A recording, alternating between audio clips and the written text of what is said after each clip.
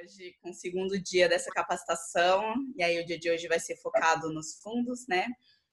E aí, tradicionalmente, como a gente faz todas as capacitações, falar um pouquinho então sobre, mais uma vez, estamos gravando aqui, a ideia é que essa gravação fique disponível tanto para vocês, a gente vai disponibilizar, né, assim que a gente fizer a edição, quanto na plataforma também.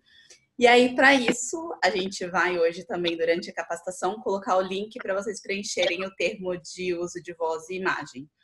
Aquela coisa que eu falo sempre, não sei se tem gente aqui que não estava ontem, mas a gente passa esse termo então, porque como a gente está gravando e a gente sempre tem e busca, inclusive, interações de quem está participando, pode ser que em algum momento a sua voz apareça, a sua imagem apareça, então por isso que esse termo ele é necessário. E é uma coisa também que é um pré-requisito para a nossa prestação de contas.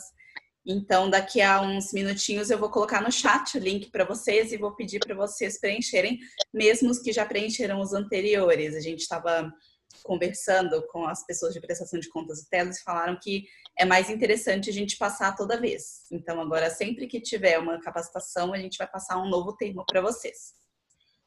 E aí, aqui, mais uma vez, de novo, os nossos combinados, né? Então, as recomendações que a gente traz aí para que a capacitação corra da melhor forma possível é quando, então, você não estiver falando, manter o microfone no mudo, né? Porque aí a gente tem sons ambientes que às vezes saem na gravação, às vezes atrapalham e tudo, então a gente pede isso. Sobre a câmera, mais uma vez, a gente gosta de iniciar com a câmera aberta, e aí a gente pede para durante a capacitação desabilitar, porque isso melhora a conexão de todo mundo, né? Uso de fone de ouvido, que é uma coisa que a gente recomenda, então tanto quando você for falar quanto para ouvir as pessoas, geralmente funciona melhor se você estiver usando um fone desse. Pode ser desses que vem no celular, geralmente funcionam super bem. E aquela questão de se você tiver com outras abas abertas, é legal mutar essas abas também, porque aí no momento que você for falar e desmutar o seu microfone, pode ser que o WhatsApp faça barulho, pode ser que e-mail faça barulho, enfim. Então a gente sugere isso também. E vamos lá, começar a capacitação. Wagner, por favor, fique à vontade.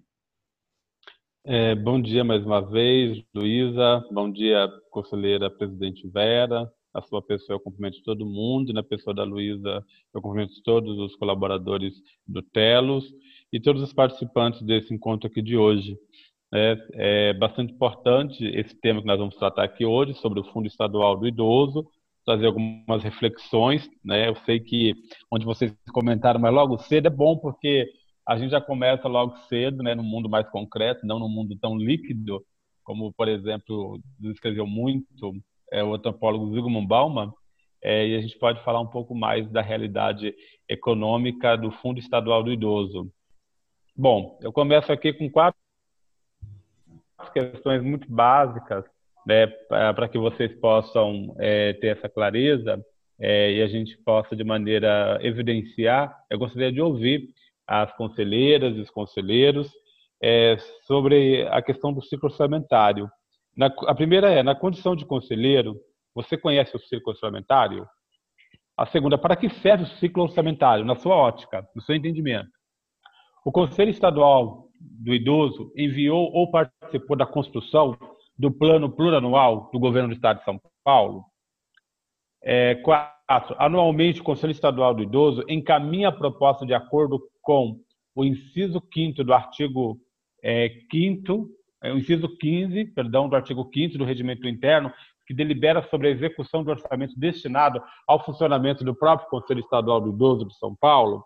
Então, são 4 questões que eu gostaria também, naquela dinâmica, de ouvi-las e ouvi-los sobre o que vocês conhecem, para a gente poder falar um pouco mais do ciclo orçamentário e adentrar dentro do orçamento do Fundo Estadual do Idoso. Passo a palavra para vocês aí, conselheiras e conselheiros. Bom dia para todos. Eu começo, então, dizendo que participei da audiência pública do PPA via internet, que aconteceu, eu não sei precisar o mês, foi fevereiro ou março, mas aconteceu isso esse ano. Esse ciclo da questão orçamentária é conhecido, mas Não tenho certeza se participamos de uma forma efetiva. No Estado, no município é mais fácil. No Estado ele é mais complicado. O que nós temos é, em função da ação do Conselho, esta organização orçamentária anual, porque nós temos uma UGE, né? E em função dessa UGE, as atividades que terão que ser subvencionadas, a gente tem um plano e isto é encaminhado para fazer parte do orçamento da secretaria para que nós possamos utilizar esse dinheiro. Efetivamente, na política pública voltada para a população idosa, a participação é muito pouca, eu diria quase nada, em relação à questão orçamentária. Obrigado, conselheira. Conselheira Vera, obrigado. Mais alguém? Eu queria só citar, como mais uma vez eu sempre falo, como eu participei muito de uma parte da história do Conselho, eu queria só lembrar que em anos anteriores, no início dos anos 2000, a partir de 1999, o Conselho teve sim participação na construção do PPA. Em alguns momentos participou da construção, em outros momentos enviou suas propostas em cima do que já estava pronto, né? O Conselho enviou propostas e durante uma época nós também tivemos a discussão e a participação na discussão do recurso empregado em todos os conselhos. Então nós tínhamos uma reunião de presidentes onde os presidentes de todos os conselhos de cidadania, que na época eram todos ligados a uma mesma secretaria, né? E no início era ligado ao gabinete do governador, né? Os conselhos, principalmente o conselho do idoso. Então a gente tinha essa discussão, essa construção do orçamento dos fundos, dos conselhos, quer dizer. Então tinha ano que um conselho teria que ter um recurso um pouco maior, então os outros conselhos abriam mão de alguma coisa, então existia uma construção coletiva desses orçamentos.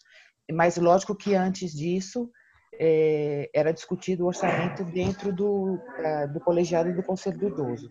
Tá, isso é parte da história, né? A gente sabe que alguns avanços e retrocessos ficam na dependência da vontade política do executivo, né? Da abertura do poder executivo com relação a essas discussões, tá? Só para colocar um pouquinho da história aqui. Agradecer à conselheira Margarete pelo resgate, né, da história.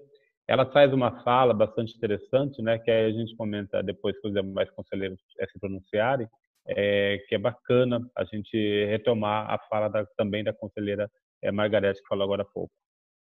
Sem recursos públicos, a gente não consegue fazer política pública.